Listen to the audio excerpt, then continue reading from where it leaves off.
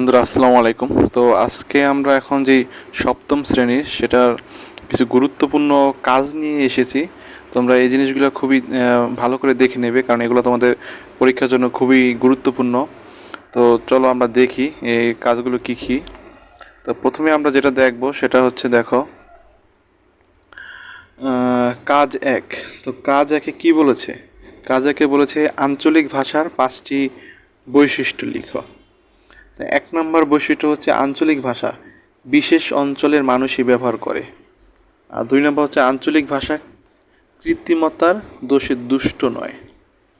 3 নম্বর হচ্ছে আঞ্চলিক ভাষা ব্যাকরণবদ্ধ নয়, মানে আঞ্চলিক ভাষার কোনো ব্যাকরণের কোনো নিয়ম বদ্ধ নয়। তারপরে অঞ্চল ভেদে আঞ্চলিক ভাষা প্রায় দুর্বোধ্য হয়ে ওঠে, মানে এক এক অঞ্চলের ভাষা এক এক রকম অঞ্চলে বুঝতে খুব কষ্ট হয়ে ওঠে। সাধারণত সংবাদপত্র পাঠ, অনুষ্ঠান পরিচালনা, বক্তৃতা পরিতে আঞ্চলিক ভাষা আর কি হয় না। তারপর 2 নাম্বার যে একক কাজটা সেটা হচ্ছে, দেখো, অঞ্চল ভেদে প্রমিত উচ্চারণ হয় না বা করা হলেও কম করা হয় এমন শব্দের তালিকা করে কী ধরনের উচ্চারণ পার্থক্য দেখা যায় তা শনাক্ত করো। তার মানে অঞ্চল ভেদে প্রমিত উচ্চারণ হয় না, তারপর করা হলেও তোমার কম করা হয় এমন শব্দ তালিকা করতে বলছে এবং উচ্চারণে কী ধরনের পার্থক্য দেখা যায় সেটা শনাক্ত করতে বলছে। তুমি দেখো প্রথম শব্দটা কি, গিয়েছি। তো এটার প্রমিত শব্দ কী হবে? গিয়েছি।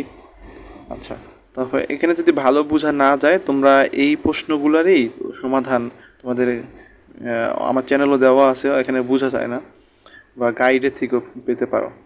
উচ্চারণগত শব্দগত পরিবর্তন, উচ্চারণগত পরিবর্তন এটা। তারপরে ছাওয়াল, এটার প্রমিত শব্দ, এটা কী ধরনের পরিবর্তন? শব্দগত পরিবর্তন।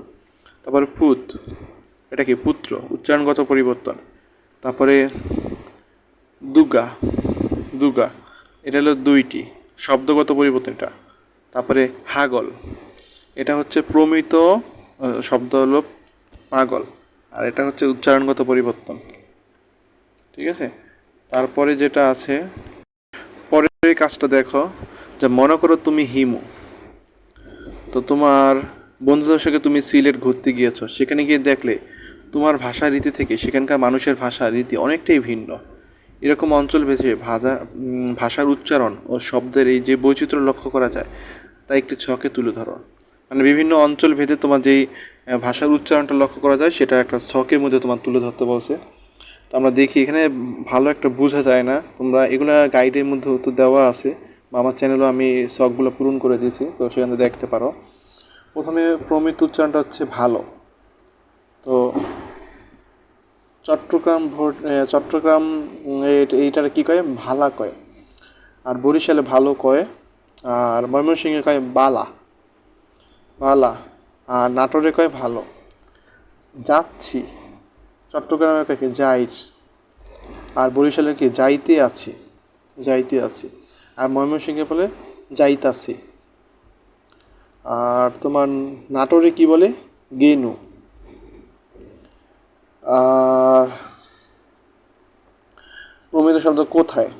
এটা হলো হতে, কমবে, কইন, আর হলো কুষ্টি। আর এখানে বলে আমাদের, আরাপ, মগ, আমরার, আমাদের। তাহলে এখানে এডে, এমবে, এইন, একেনে। তো এরকম করে তোমরা এগুলো পড়তে পারো। তারপরে পরে যে দলীয় কাজটা দেওয়া আছে সেটা হচ্ছে, দেখো, যে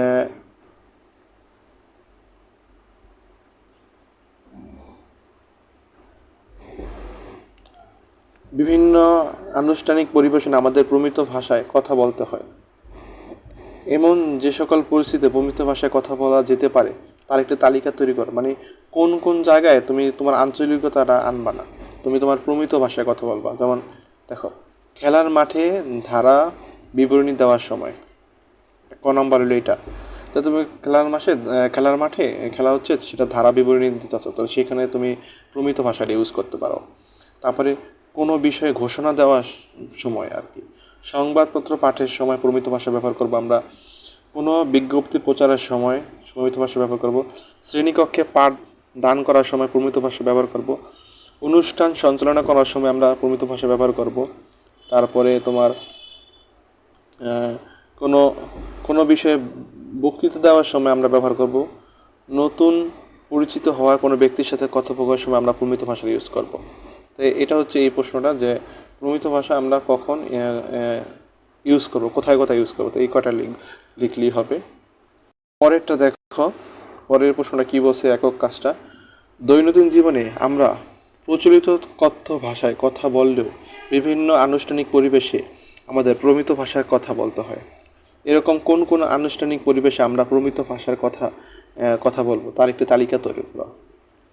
তার মানে তোমার দৈনন্দিন জীবনে আমাদের প্রচলিত কথ্য ভাষায় কথা বললেও বিভিন্ন অনুষ্ঠানে আমাদের প্রমিত ভাষায় কথা বলতে হয়।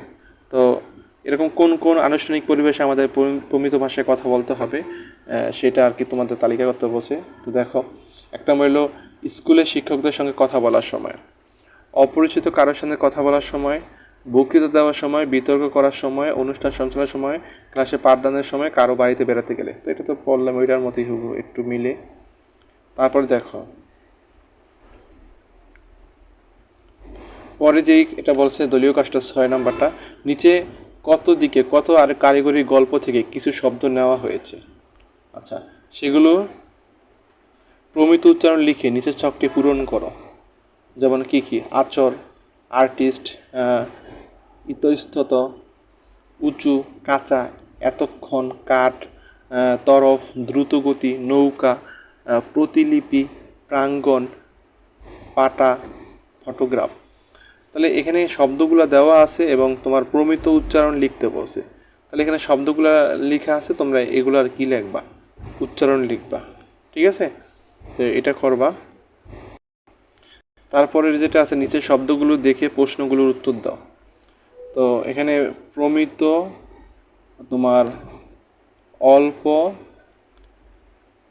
কারিগরি, কৌতূহল, জ্যাঠা, তরফ, এই শব্দগুলো দ্বারা তুমি কি বুঝতে পারলে তা লেখো। তারপর খ নম্বর প্রশ্নটা লিখছে, উপরোক্ত শব্দগুলো দ্বারা যা বুঝেছো তা অন্য কোনো শব্দ দিয়ে বোঝানো যায় কি গেলে তা লেখো। তাহলে এই শব্দগুলো দ্বারা কি বুঝতে পারছো বলো। তাহলে ক নম্বর প্রশ্নের উত্তর কি, যে এই শব্দগুলো দ্বারা তুমি কি বুঝতে পারলে তা লেখো। তাহলে দেখি একটু। তো প্রথমটা হচ্ছে প্রমিত, এটা হচ্ছে আদর্শ রূপ। এই শব্দ দ্বারা আমি যা বুঝেছি এটা হচ্ছে কি একটা আদর্শ রূপ। আর অল্প, এটা বলতে বোঝায় যে কম পরিমাণ। প্রমিত মানে কি একটা আদর্শ রূপ বোঝায়। আর অল্প দ্বারা কি বোঝায়, কম পরিমাণ। আর কারিগরি দ্বারা যিনি কোনো কিছু তৈরি করেন। আর কৌতূহল মানে কি জানার আগ্রহ, তোমার কোনো কিছু জানার আগ্রহ রয়েছে, সেটা কৌতূহল। জ্যাঠা তো বোঝোই, পিতার বড় ভাই আমরা জ্যাঠা বলি। তরফ, হিন্দুরা আর কি পিতা বড় ভাই জ্যাঠা বলে ডাকে। আর তরফ মানে হলো পক্ষ। তারপরে প্রশ্নটা কি বলছে, যে উপরোক্ত শব্দগুলো দ্বারা যা বুঝেছ তা অন্য কোনো শব্দ দিয়ে বোঝানো যায় কি না। মানে এই যে এই শব্দগুলো দ্বারা তুমি কি কি বুঝছো, সেটা তো বললেই যে অল্প দ্বারা কম পরিমাণ বোঝায়। তাহলে কম পরিমাণের অন্য কোনো শব্দ দ্বারা কি বোঝানো যায় কি না সেটা তোমার বলছে। যেমন দেখো, প্রমিতরে কোন শব্দ দ্বারা বোঝানো যায়, পরিমিত বোঝানো যায়। আর অল্পরে অল্পরে যদি আমি স্বল্পও বলি সেটা তো বোঝানো যায়, অল্প জিনিসটা এমনি কম পরিমাণের স্বল্পও বলতে পারি। কারিগর যে, তাকে আমরা শিল্পীও বলতে পারি। কৌতূহল, উৎসুক উৎসুক। তারপরে জ্যাঠা, বড় চাচা। তরফ, দিক। এভাবে আমরা এগুলো। পরের প্রশ্নটা দেখো, যে কত দিকে কত কারিগর গল্পটি পড়েছ নিশ্চয়ই, লক্ষ্য করে থাকবে সেখানে পালমশাই আঞ্চলিক ভাষায় বেশ কিছু কথা বলেছেন। নিচে পালমশাইয়ের বলা আঞ্চলিক ভাষায় কিছু বাক্য দেওয়া হলো, এগুলো প্রমিত রূপ লেখা। তাহলে যে আঞ্চলিক পালমশাই কিছু কথা বলেছে, এগুলো তোমার প্রমিতগুলো লিখে পাবে। এগুলো বইয়ে আছে, তোমরা বইয়ের থেকে লিখে নিবা, যে পালমশাই যেই কথাটা বলেছে সেগুলো প্রমিত রূপ। যেমন, তারপর ধরেন গিয়া আমরা যে আর্টের কাম করি আমাগো চেনে কয়জন। তো এটা হলো আঞ্চলিক ভাষা সে বলছে। তাহলে এটার প্রমিত রূপটা কী হবে, তারপরে ধরেন বলছে গিয়া, সে বলছে তারপর ধরেন গিয়া, এটার প্রমিত হবে যে তারপর ধরুন। আমরা যে আর্টের কাম করি, এখানে হবে আর্টের কি, আমরা যে আর্টের কাজ করি হবে, কাম করি না। প্রমিত রূপ হবে কাজ করি। আমাগো চেনে কয়জন মানে আমাদের চেনে কয়জন। তো এইভাবে তোমরা সবগুলো পড়ে নিবা। তো এগুলো খুবই ইম্পর্টেন্ট, এগুলো তোমরা একটু পড়ে নিবা। আর প্রশ্নের আশায় থেকো না, মেন বইটা একটু ভালো করে পড়ো, যেগুলো আছে বইয়ে সেগুলো সব পড়ো। তো সবাই ভালো থাকবে। আসসালামু আলাইকুম।